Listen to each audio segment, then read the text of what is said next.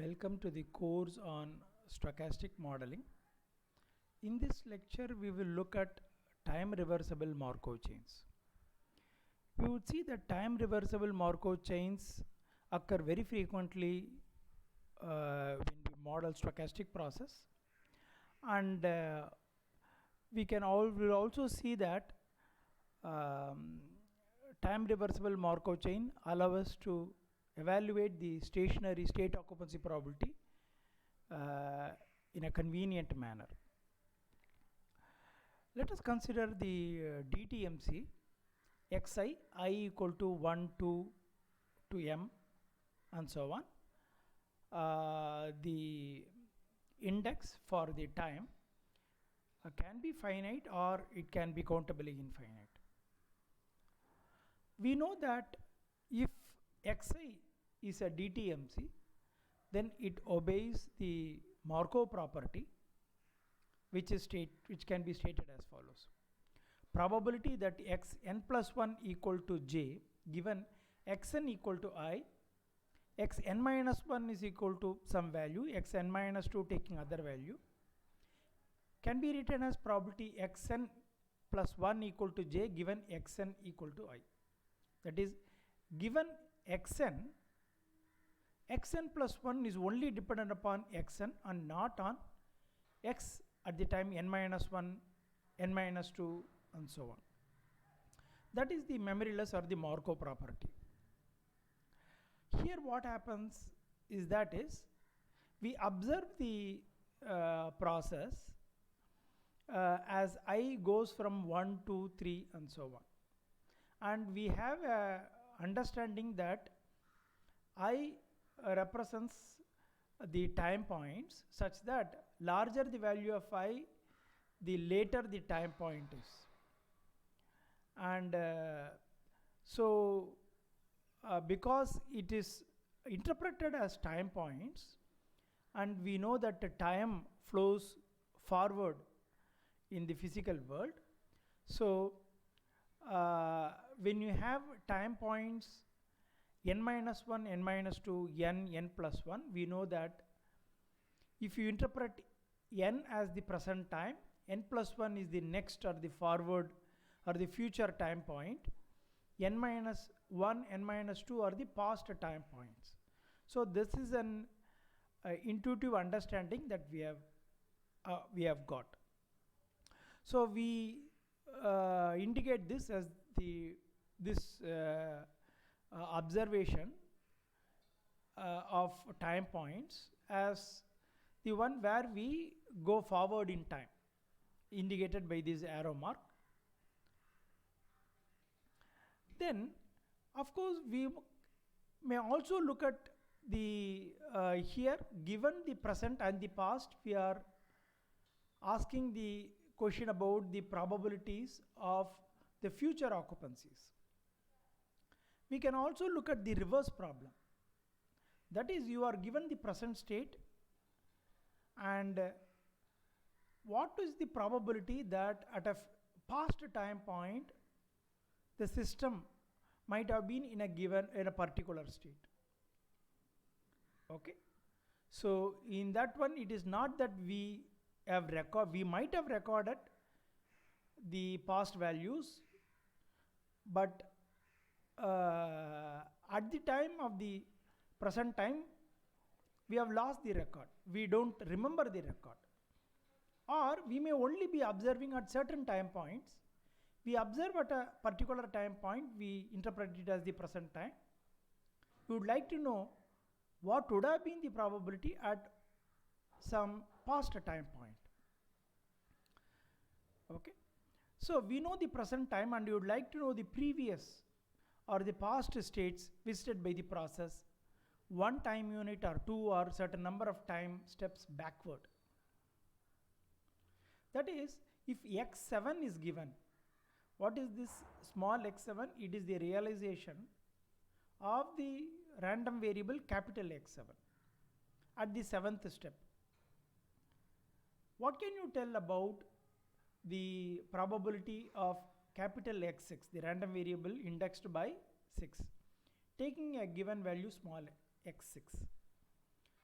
or x5 and so on. So that is what we call as the reverse problem.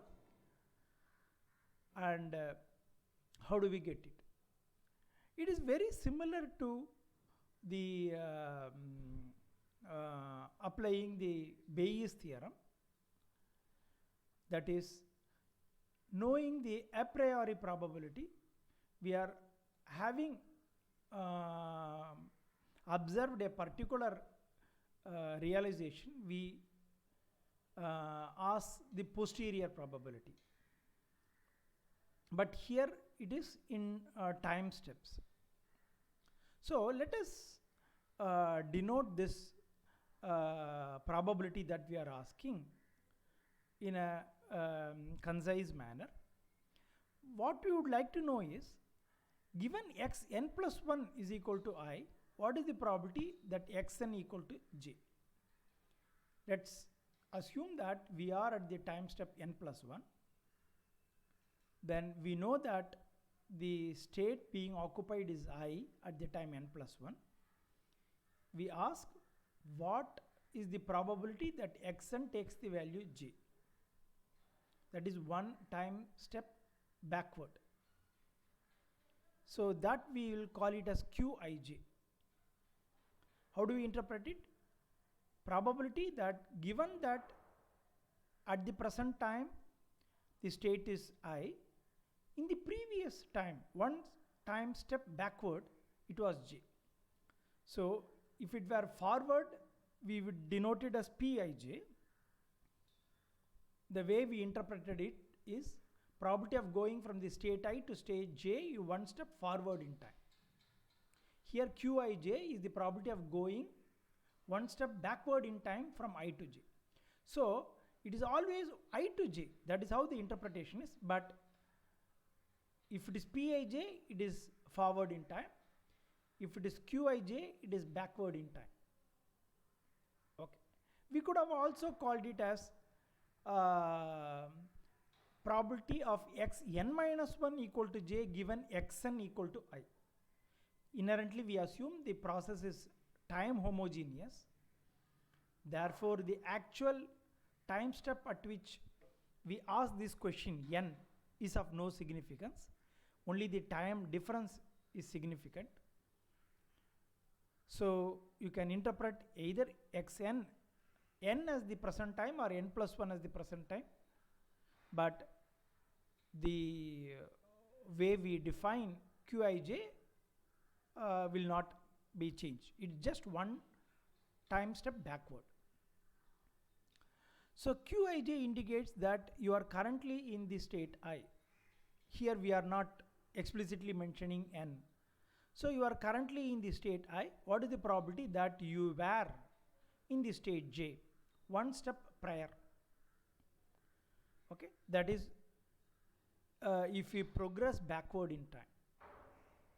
Starting at an arbitrary time, we go back and then ask this question. So these are the probabilities which we are now interested in, Qijs.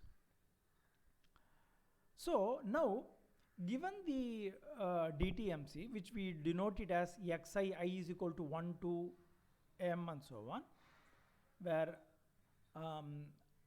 I is 1, 2, 3 and so far are arranged in progressively forward in time, we can construct another stochastic process xi I is equal to n, n minus 1, n minus 2 and so on. That is starting at some arbitrary time n and index it such that we go backward one step at a time, and those indices are n minus 1, n minus 2 and so on. So we have another stochastic process. Again it is a discrete time stochastic process because the index is again discrete in nature, n, n minus 1, n minus 2 and so on. And the state space is also discrete because after all xi's are the random variable. They are the same in both the cases, only that the indexing differs. Otherwise the same family of random variables is what we are talking about. Only the index is being changed. So this is also a discrete time, discrete state stochastic process. But the question is this a Markov chain? So we call this process as the time reversed process. Okay, obviously. So the index is arranged that in such a manner that it goes backward in time. So it is a time reversed stochastic process. We would like to know first of all whether this time reversed process is a Markov chain. If it were a Markov chain, then what is the condition it has to obey? That is, if the time reversed process xi I is equal to n minus 1, n minus 2 is a Markov chain, then we expect the following condition to be obeyed. That is, probability that xn equal to j given xn plus 1 equal to I, n plus 2 equal to L, n plus 3 equal to P, and so on. Look at this one. Here we go backward in time. If we interpret n plus 1 as the present, n plus 2, n plus 3 are the past. Okay, they are past as compared to n plus 1 when we go backward in time, because from n plus 3 we go to n plus 2, then n plus 1, and then n. So if you interpret n plus 1 as the present time, n is the future, and n plus 2, n plus 3 are the past. Okay, when we look backward in time. So again the Markov process property tells that given this n plus 1, xn is independent of n plus 2 and n plus 3, which can be written as probability that xn equal to j given n plus 1 equal to I. Okay, so we will check whether this condition is obeyed. If so, then we can declare that the time reversed process is also a Markov chain. So first consider the forward process, which we know to be a Markov chain. We look at this probability. Probability that xn plus 3 equal to L, n plus 2 equal to P, given xn plus 1 equal to J, xn equal to I, and so on. Okay, so n plus 1 is given, n is also given. Given these two values, conditioned by these two values being given, we ask what are the two future values at n plus 2 and n plus 3. So we know that this is the forward process. We know that forward process is Markovian. So given n plus 1, n is not relevant, and therefore this can be written as probability x n plus 3 equal to L, comma n plus 2 equal to P, given n plus 1 equal to J. Okay. Now if you look at this one, we know that given n plus 1, n plus 3 and n plus 2 are independent of n. Again I will iterate, given n plus 1, n plus 2 and n plus 3 are independent of n. So if you look at the independence between events or even random variables, it is symmetric. That is, we know that if A is independent of B, then B is independent of A. How do we write it? P of A given B equal to A if A is independent of B. If this were the case, then P of B given A is equal to P of B, which we have already proved it as a part of the probability axioms if you have looked at. Because you can write it as A given B is A comma B by B, that is equal to P of A. So we can write P of A comma B equal to P of A, P of B. So if you bring P of A downward, we can write P of B is equal to P of A comma B by P of B, which is P of B given A. So that equals P of B, which means that B is independent of A. So we know that. So again we apply it for this one. Given n plus 1, if n plus 2 and n plus 3 are independent of n, we can also put it the other way. Given n plus 1, n is independent of n plus 2 and n plus 3. That is, which is given here as, given n plus 1, n is independent of n plus 2 and n plus 3, and therefore this probability can be written as n xn equal to j given x n plus 1 equal to I. Okay. So this is precisely the equation that we expect for the time reversed process to be a Markov chain as given here. Therefore the time reversed Markov chain is also, time reversed process is also a Markov chain. Okay, now we will ask this, we are interested in QIJs. What are these? This is one step backward transition probabilities. QIJ. From I to J, one step backward in time. From state I, we ask probability of coming from J to I. So, what is this one? Qij is this quantity. Probability of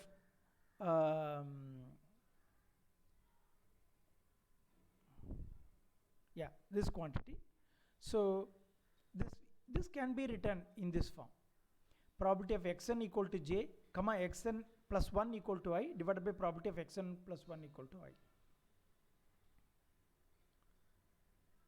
And therefore this again can be written, it's very similar to the way we manipulate in the Bayes theorem. Probability of xn plus 1 equal to I given xn is equal to j into probability of xn is equal to j.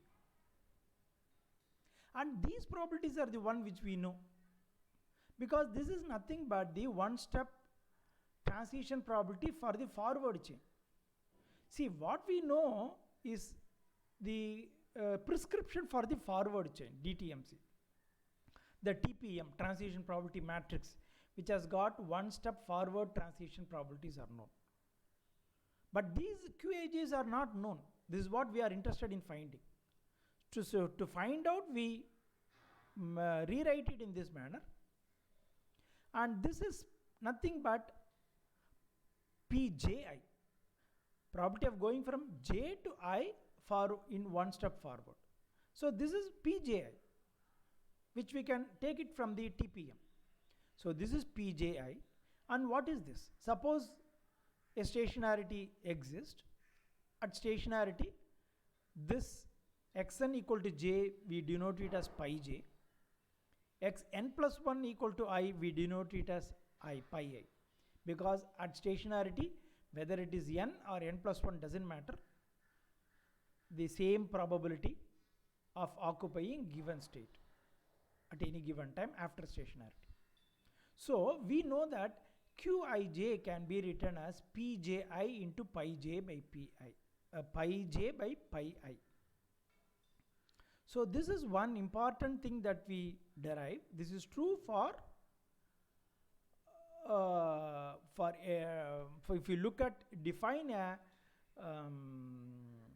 time reversed process, the one step transition probability backward in time of the time reversed process can be obtained from the transition probabilities of the forward process and the state occupancy probabilities at stationarity. They are connected by this equation. So for any stationary DTMC, the forward process is a Markov chain, then the time reversed process is also a Markov chain. This is true for a time homogeneous stationary Markov chain. That's very important. Because it is homogeneous, n doesn't matter, n plus 1, n minus 1, any transition from n to n plus 1 or n minus 1, the time step alone is important. Well, now comes the most important thing. we introduce a notion called time reversible Markov chain. So if we say that a Markov chain is a time reversible Markov chain if Qij is equal to Pij. Okay. So what we have only shown is for any given DTMC, it is possible to look at the time reversed process, and if it were a time homogeneous stationary Markov chain, then the time reversed process is also a Markov chain. Those are all shown, and we have also derived that Qij will be equal to Pji into pi j by Pi. These are all proven. But now we introduce another condition, that if Qij equal to Pij, then the process is called as the time reversible Markov chain. This need not be true for all DTMCs, even though time reversed process can be defined. But suppose if this condition is also obeyed, then we call it as the time reversible Markov chain, and then the process becomes interesting and we can derive the stationary occupancy probability very easily. So now you put this condition into this one. So Qij can be written as Pij because Q's and P's are the same. So we have got Pij is equal to Pji into pi j by pi I. Taking pi I here, we have got pi I Pij is equal to pi j Pji. So look at this one. Pi I Pij equal to pi j Pji. How do we remember it? Occupying I and then going to j, is that probability is same as occupying j and going to I. Okay, this is what happens. So now if it is a time reversible Markov chain, what we want to show is that if there exists certain set of numbers which obey this condition, and if those set of numbers can be normalized, in that if you add all those numbers that becomes equal to 1, then those set of numbers are nothing but the PMF or the at stationarity. That is what we are going to show. Again, to iterate, suppose we have a set of numbers pi I. See, normally we reserve the word pi I to stand for the stationary state occupancy values. But now we take that there are some set of numbers, pi i's, I1, 2, 3 and so on, over all the states. I stands for, it's an index for all the states of the DTMC. If these set of numbers are such that pi I Pij equal to pi j Pji, it is carefully chosen so that this condition is met for all Pij Pji's. So you look at the TPM, take the elements that are symmetric, that is Pij and Pji. See to that you have chosen pi i's such that pi I Pij is equal to pi j Pji. In addition, the pi i's are all add up to 1. Sigma I pi I is equal to 1. Then we claim that these pi i's are the limiting probabilities or the stationary probabilities of the time reversible Markov chain. Okay. So if we can find out pi i's which obey these two proper conditions, then they have to be stationary probabilities. That is what we are going to show. So let us look at this first condition, that is sigma over I pi. So there exists certain set of numbers such that they all add up to 1. Sigma I pi I equal to 1. Then we have the second condition. These numbers are such that they obey this condition. pi I Pij equal to pi j Pji. Now what you do is, you on both sides you apply this sigma condition, sigma I.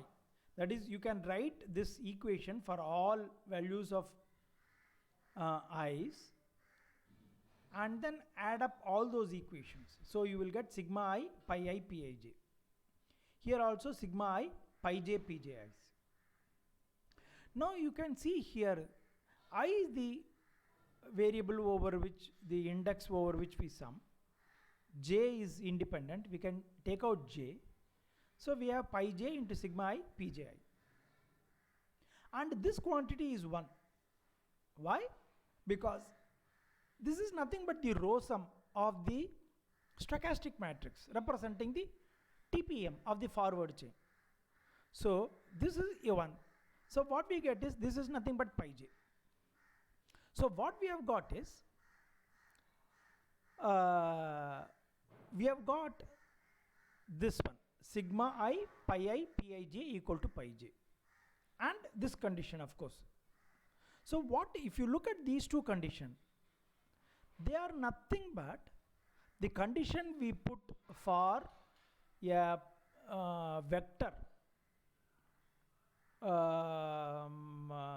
probability vector to be a stationary probability vector for a Markov chain having pi ij's as the element of the TPM. So this equation is nothing but the element wise equation corresponding to the matrix vector equation pi equal to pi p. So we saw that pi equal to pi p is the condition that we enforce for the for finding the limiting or the stationary state occupancy vector, where pi is a probability vector, that is, it is a set of elements which add up to 1, non-negative numbers which add up to 1. That's the probability, that is what we call as a probability vector. And p is the transition probability matrix. So this will be this is nothing but pi is a eigenvector with the eigenvalue 1. And of course it has to be a valid probability vector, that is why this condition comes. So we saw that if we have a time reversible process, this condition is obeyed, and if you can find a set of numbers which obeys this, then it becomes becomes a state occupancy vector which is stationary. So this is the condition that we have to use. So instead of using this condition to find the state occupancy which we normally do, we can alternately find some set of pi i's which obey this. Okay, sometimes this turns out to be an easier way of finding the stationary probabilities.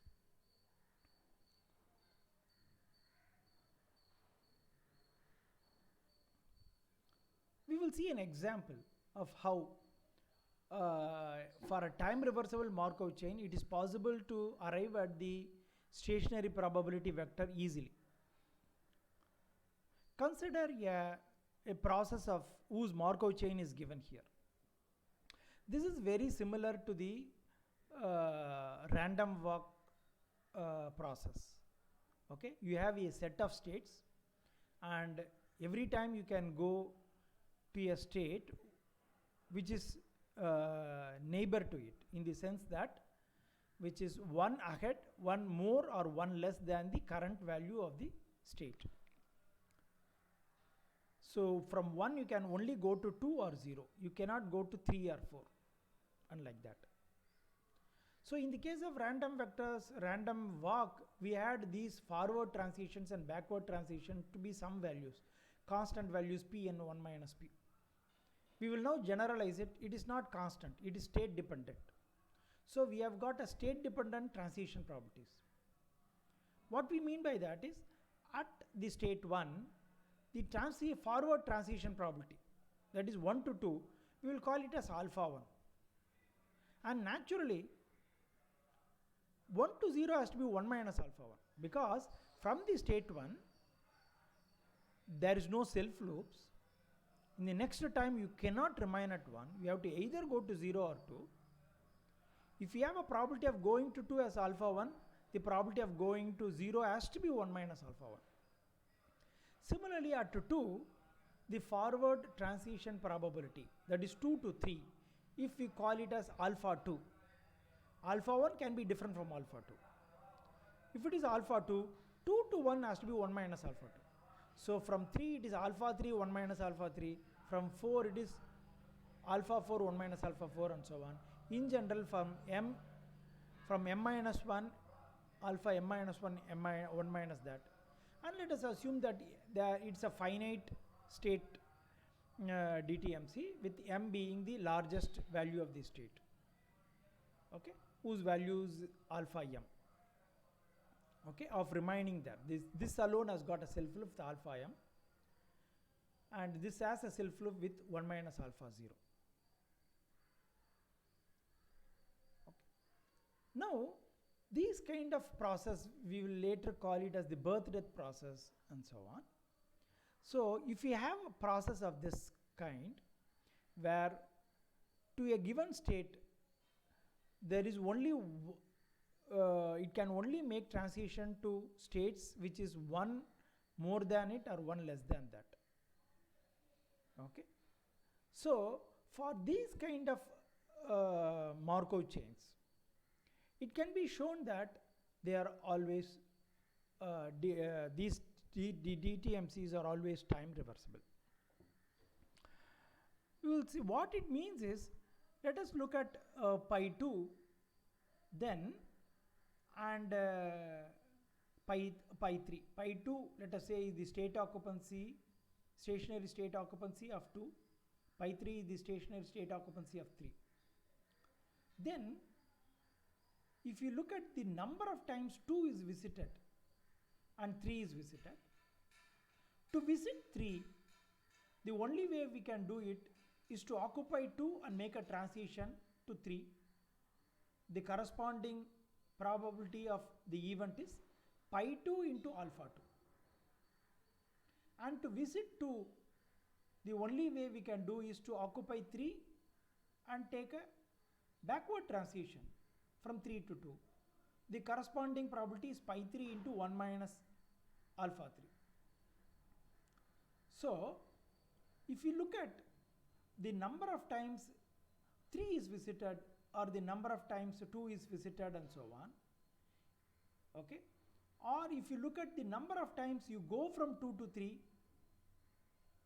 in a large time interval, if you consider a very large time interval and count the number of times you made this transition 2 to 3, and also the number of transitions you made from 3 to 2, they can at most differ by 1. Because if you have gone here 7 times, you would have gone here 6 times or 8 times or 7 times. This is what could happen. You cannot go here 5 times and then here 10 times. That cannot happen, because when you make a transition, if you go from 2 to 3 once, and again if you want to go from 2 to 3, you have to make a 3 to 2 transitions. There is no other way you can come back to 2 and make another transition. So for every time you make a jump from 2 to 3, before making another jump from 2 to 3, you have to make a jump from 3 to t. So you could have made 7 jumps here, at least 6 jumps you should have made here. Or the other way, 8 jumps. They can differ by only 1. So if you take a very long time interval, the number of jumps 2 to 3 and the 3 to 2 are numerically, okay, they can only differ by 1. So the fraction of the time you make these jumps, if you look at the rate at which you jump, what is rate? The number of times you take this transition divided by the time value for a very long time interval. That is how you define the rate. Of 2 to 3, the rate of transition from 2 to 3 should be equal to the rate of transition from 3 to 2. Okay, which means pi 2 P23 equal to pi 3 P32, which is what is the condition that we put for a time reversible Markov chain. Therefore, Markov chains of this form are inherently time reversible Markov chains. And this condition of equating the probabilities and jumping is also called as the detailed balance condition. What we do is we assume that there is a barrier between the states 2 and 3, and we assume the state system to be at stationarity, which means that the probability of occupying state 0, 1, 2, 3 are all fixed. So if you look at this barrier, probability of occupying a state to the left of the barrier is pi 0 plus pi 1 plus pi 2. Each one being fixed do not change at stationarity. There are some also do not change. So probability of occupying any one of the state to the left is not going to change. Similarly, probability of occupying any one of the state to the right, which is 3 to m onwards, they do not also change. So for this to happen, the probability of making a transition across the boundary on the towards the right should be equal to the probability of making a transition across the boundary towards the left. If these two probabilities do not equate to each other, then there will be a net accumulation of probability on one side or other, which cannot happen at stationarity. Therefore, we tell that at any given barrier, the probability of crossing the barrier in one direction should be equal to probability of crossing the barrier in other direction. That is what precisely this condition also indicates. So let us try to use this method to arrive at the state occupants, stationary state for these kind of Markov chains. We will use this concept heavily when we talk dealing with queuing theory. Starting from here, we saw that pi 0 into alpha 0 should be equal to pi 1 into 1 minus alpha 1. That is putting a barrier here. Similarly, pi 1 alpha 1 equal to pi 2 into 1 minus alpha 2. In general, pi I alpha I equal to pi I plus 1 1 minus alpha I for I between 0 to m minus 1. Okay. Yeah. So which is also equal to m also. For m and 0 also it's obeyed. So now look at this first one. Let us rewrite this condition. Pi 1 is equal to pi 0 into alpha naught divided by 1 minus alpha naught.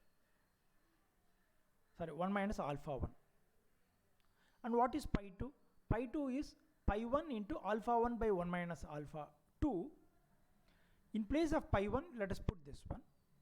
So it is nothing but alpha 1 by 1 minus alpha 1 into alpha naught 1 minus alpha 2. So 1 minus alpha 1, 1 minus alpha 2 is in the numerator. Alpha naught alpha 1 is in the, alpha 1 alpha naught is in the numerator, and this is in the denominator for pi 2. Going further like this, we can find that for pi I, it is alpha I minus 1 to alpha naught divided by 1 minus alpha I to 1 minus alpha 1. Look at this carefully. If pi 1 is what we are wanting to find, here you will have terms like alphas will be there, up to but not including 1 will be there. Okay. For pi 2, it is up to 1 only will be there. Okay, up to only. So you have got alpha 0, alpha 1, alpha 2, up to I minus 1 will be here. Whereas in the denominator, you start from 1 minus alpha 1. Those terms, it goes up to 1 minus alpha I. So that into pi 0. So all state occupancies pi I for I varying from 0 to m can be written in terms of pi zeros and certain parameters of the process. That is, alphas are all given. Alpha 0, 1, 2, 3 are all given.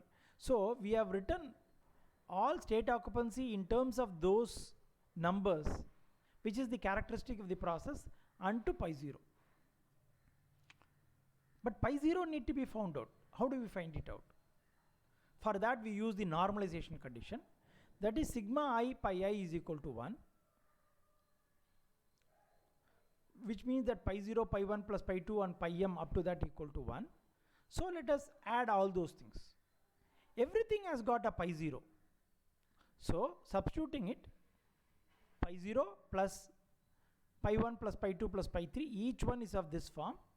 So in general pi I or j varying from 1 to m of this one into pi naught. So the pi naught here and pi naught here are being taken out. So this is this whole summation. This is the 0th term, this is the 1 to mth term. The common pi naught is taken out and that equals to 1. Or pi naught is equal to the inverse of this term in this bracket. So the whole term power minus 1. So this can be found out. So pi 0 is equal to, so if alphas are all different, this is what we can do. We can't proceed forward. But let us assume a case where all alpha i's are same, as in the case of the random walk phenomenon. Okay, that is all forward transition probabilities are state independent and same. So in that case we can simplify it further. So these are all 0 to j minus 1, that is j terms are there. Here 1 to j, again j terms. So they are all alpha divided by 1 minus alpha whole power j. So sigma j varying from 1 to m power minus 1. Okay. So this one is the summation. Okay. So what we have to find out. So if you call this as the term beta, the whole term as beta, then what is this one? This is a geometric series. Okay, j is equal to 1, 2 and so on. We can also take this and put j is equal to 0. So this is a finite summation whose value will be 1 minus beta power m plus 1 divided by 1 minus beta. That will be this sum. And if you take this inverse, you will get 1 minus beta by 1 minus beta power m plus 1. That is what will be pi 0 will be. Once we know pi 0, we can plug it in to get a generic equation for pi i's, like here. Okay. So this is the way we can use the time reversible Markov chain to conveniently solve for stationary probabilities of DTMC, which are all time reversible in nature. Thank you. We will stop at this point.